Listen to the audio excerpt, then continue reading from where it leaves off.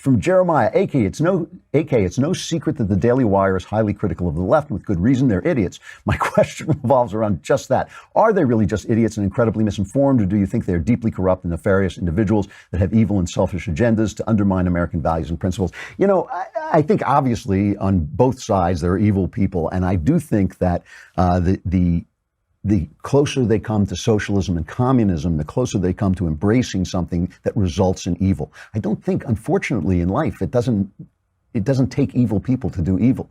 You know, I was talking about this last night at UCLA. The road to hell is paved with good intentions. And when you think about that expression, it's a very powerful expression. It's the road to hell. It is the road to the worst place, and it's paved with good intentions. As I said yesterday, you'd think it would be paved with the smoking skulls of infidels, which would at least be attractive, you know, kind of cool. But it's paved with good intentions. So I think there are a lot of people on the left with good intentions. I think there are a lot of people who trust their feelings instead of the facts. I think Ben is right about this.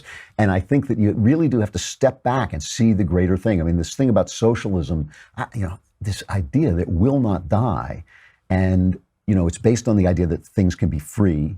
They say, well, free healthcare. You say, well, nothing's free, so who's paying for it? And is it right? If I get sick and I go to my neighbor's house and point a gun in his face and say, pay for my doctor, is that right? Because that's essentially what is going on. And they say, well, what about Norway, where they've never been? You know, I'm sure that Bernie Sanders has never been to Norway. The things are great in Norway. Well, first of all, Norway is not a socialist country. It has a free market. It has a much higher rate of social spending, okay?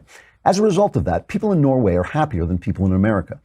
But they are living in our garage, right? Do they use cell phones? They were invented under capitalism. Do they use cars? Under capitalism. Do they use computers? They were invented under capitalism. Do they have an army that defends Norway? No, they know they won't be invaded because our army will defend them. They live off capitalism, and people don't think about it.